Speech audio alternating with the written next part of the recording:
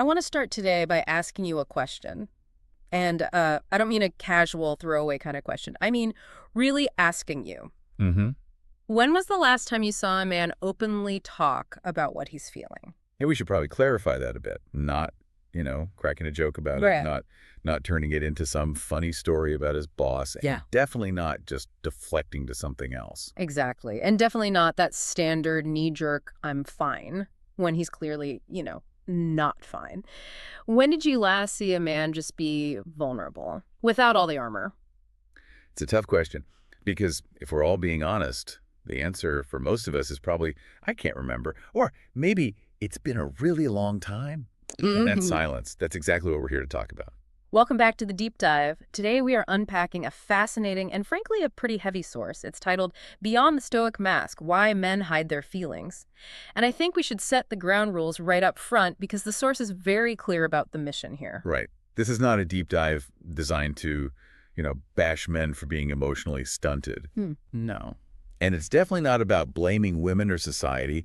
I think if we go into this looking for a villain, we miss the entire point. So what is the point then? Because this is a topic where people can get defensive pretty quickly. The mission's to look at the mechanics, to look under the hood at the why.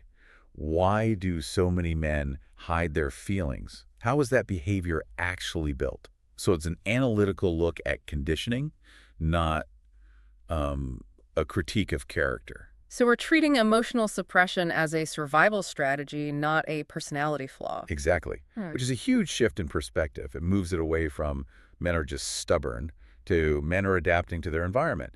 And the why is so much more complex. Okay, so let's get into it. The source starts with something that really hit me, the timeline. We aren't talking about a few bad experiences. No, not at all. We were talking about a cumulative process. The source asks us to really think about the sheer duration of the messaging. Imagine a boy from the time he's, 4 or 5 years old.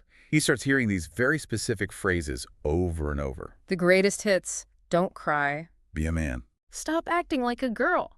That's a big one. Strong boys don't get emotional. We've all heard them. They're just kind of background noise in the culture. Right. But the source argues that we totally underestimate the power of that background noise when it's on a loop for 10, 15, even 20 years. It's like water dripping on a stone.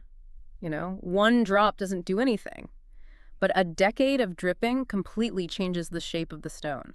That's a perfect analogy. If you hear emotions equal weakness for 2 decades, that creates a hardwired pathway in your brain. It becomes a fundamental truth.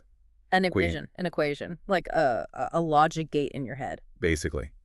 In the boy's mind, it becomes simple math, showing emotion equals vulnerability. Vulnerability equals weakness. And weakness on the playground or in the boardroom, weakness equals danger. So it isn't just about trying to be cool, it's actually about safety. Precisely.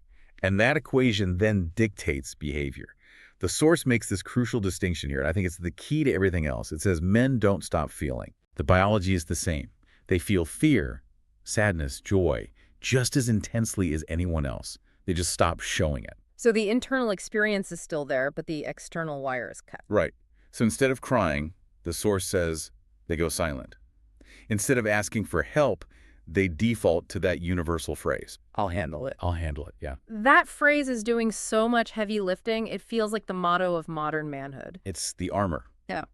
And the tragedy, as the source points out, is that the emotions are just being buried. They aren't processed. They're not healed. They're just pushed down. But here's where I get a little stuck. If the mechanism is just suppression, what's the fuel? What keeps that engine running? You'd think eventually the pressure would just blow the lid off. Well, that's the million-dollar question, isn't it? What's the primary motivator? And according to this source, it's one thing: fear. Specifically, the fear of judgment. That makes sense. But what kind of judgment are we talking about? It's primal. It's the fear of looking weak, the fear of being laughed at, of being seen as, less of a man. And here's where it gets really interesting and, frankly, a bit heartbreaking. The source talks about a feedback loop. A feedback loop. Okay, walk me through that. So we have this idea that men just refuse to share. But the source argues that a lot of men have tried to open up. They tried it at some point, maybe when they were a kid, maybe as a teenager. And for many of them, it went badly. Badly how? Maybe they were mocked by their friends or ignored by a parent who was just uncomfortable with it.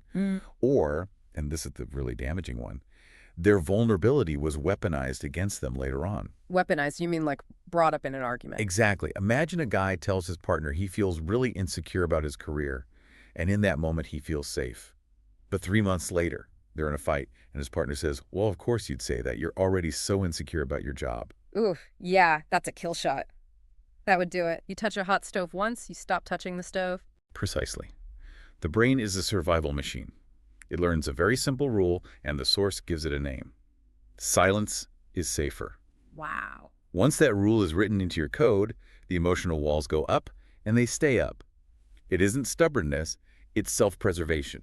Silence is safer. That really resonates. It explains why it can feel like pulling teeth. It's not that they're being difficult, they're in a defensive crouch. Correct. But even if they wanted to talk, even if they felt safe, there's another hurdle. The source calls it the language gap. Oh, this part of the source was a huge light bulb moment for me. The whole idea of the difference between a man saying, I'm tired versus I'm lonely. It's a profound discrepancy. The source suggests that men often lack the emotional vocabulary to describe what's going on inside. They know they feel bad, but they can't pinpoint the specific flavor of bad. Why is that? Well, the source says it's socialized. Think about how we raise kids. With little girls, we often say things like, use your words, tell me how you feel, are you sad, frustrated? We coach them through the nuance. And with the boys? With boys, it's often, get up, brush it off, fix it. Yeah. We don't ask them to describe the pain, we ask them to make it go away. It's like we raise boys to be engineers of their problems and girls to be psychologists of their feelings. That's a great way to put it. So Yeah. you fast forward 20 years, you have a man who feels overwhelmed or anxious or unworthy, Yeah. but he literally doesn't have the words in his toolkit for those nuances. So what does he do? He just mislabels it. He uses the only words he has. The default phrases, I'm tired, I'm stressed, or the classic, nothing's wrong. I'm tired feels like the universal male translation for about 50 different, very specific emotions. It is. And the source makes a massive point here. This isn't lying. When a man says, I'm tired, when he's actually grieving, he isn't trying to deceive you. He genuinely might not know how to express it. He just feels a heaviness, and tired is the closest word he has for that feeling. That reframes so many conversations. It's not evasion, it's a translation error, a lack of fluency. Exactly. Hmm. So we have the conditioning, we have the fear, and we have the lack of words. But the pain has to go somewhere. So the source talks about the disguise, what male pain actually looks like. Right, because we have this Hollywood idea that a man who's hurting will eventually just, break down and cry in the rain. And that stereotype is so dangerous because it makes us miss the real signs. If tears are off the table, the pain finds other exits. It leaks out in ways we don't usually associate with sadness. So what are the symptoms the source lists? I bet a lot of our listeners will recognize these. Anger is the big one. Anger is often the only acceptable, strong emotion for men. It feels powerful, not vulnerable. So sadness can mask itself as rage or just irritability. So he snaps at something small or gets incredibly frustrated over nothing, but he's actually sad. Often, yeah. The anger is a shield. Then there's silence, just completely shutting down. And overworking. That one was on the list and it felt so relevant right now. Oh, it's a huge one. Overworking is a classic distraction. If I'm busy, I don't have to feel. Yeah. It's productive numbing. And that's a dangerous one because society actually rewards that behavior. Exactly. Nobody holds an intervention for a guy who works 80 hours a week. They give him a bonus. The source also lists things like addiction and isolation. Anything to numb the signal. And just emotional distance, that feeling that someone is just drifting away. Right. And so the partner or the friend, they see this behavior, the anger, the late nights, the silence, and they think, he changed. He's meaner now. He doesn't care. But the source argues the reality is. The reality is he's hurting. That's a massive shift. He changed versus he's hurting. It totally changes how you'd respond. You react to mean with defense. You react to hurt with curiosity. Yes, it moves you from judgment to curiosity. Okay. And it explains that men often hide feelings not from apathy, but because they literally don't know where to safely put them. Which leads us right into the impact on relationships. The source calls this the relationship paradox. And it is a cruel double bind. In modern relationships, there is all this pressure on men to open up. Partners want vulnerability, they want connection. Right. You always hear, tell me what you're thinking, or let me in. But we're asking them to do something they were never taught how to do. Yeah. It's like asking someone to play a piano when they've never even seen one, and then getting upset when they can't play a concerto. Or when they play it badly. Exactly. And that's the paradox. What happens when a man tries, clumsily, to express himself. If his partner's reaction is anything less than total acceptance, if they flinch or try to fix it right away, Yeah. what happens? He shuts down. He shuts down.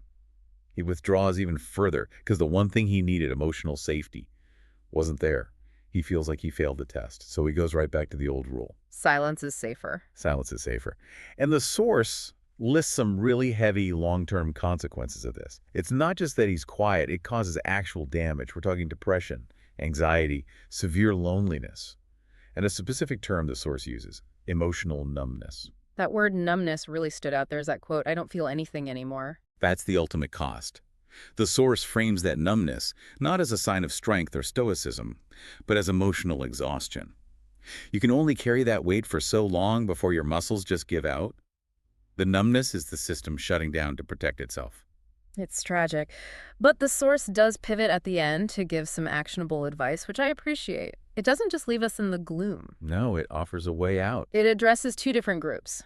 Let's start with the men. If you're a guy listening to this, and maybe you relate to that "I'm tired" feeling, what's the takeaway? And the message is very direct. Your feelings are valid. Having emotions doesn't make you weak, it makes you human. And, maybe most importantly, you don't have to carry it all by yourself. That's easier said than done, though. How do you even start? Small steps. The source suggests finding a low-stakes environment. Start by admitting a small frustration. Practice actually naming the emotion. Instead of "I'm tired," try saying "I'm feeling really frustrated with work," or "I'm a bit anxious about this." Just test the waters. I like that. You don't have to tear down the whole wall in one day. Just take out one brick. Right. And for the people who love, men, partners, friends, family, what's the advice for them? This is so crucial. The advice is to create a space for speaking without judgment, without rushing, and this is the big one, without correcting. Without correcting. That's hard for people who are fixers. My brain immediately jumps to, okay, here's the solution. It is hard. But the source says sometimes men don't need advice. They don't need a strategy session. They just need to be heard. They need to know that if they show a crack in the armor, you won't think less of them. So listen more, solve less. Exactly. Just sit in it with them. Validate the feeling. Say something like, "That sounds really hard," or "I get why you'd feel that way." Sometimes that's all it takes to start rewriting that rule. You're showing them that silence is optional now. That's powerful. It sounds so simple, but it requires a lot of patience. It does. But understanding this dynamic, that this conditioning has been wired into them for decades, is the first step. When you understand the fear, you can help dismantle it. Absolutely. This has been a really eye-opening look at something we all see every day, but rarely stop to really analyze. It really does challenge our assumptions about what strength looks like. True strength isn't about feeling nothing. It's about feeling everything and still moving forward. It takes way more courage to say "I'm scared" than it does to say "I'm fine." The source ends with a question that I think is the perfect thing to leave everyone with today. It's something to mull over the next time you're talking to a man in your life. It's a great final thought, the source asks. When a man says "I'm fine," do we ever stop to ask what he's really feeling? That's the question, because fine is often just a four-letter word for "I'm hiding." So next time you hear it, maybe just pause. You don't have to push, but maybe just wonder if that's the truth or if it's the mask. And maybe, just maybe, ask again. Gently.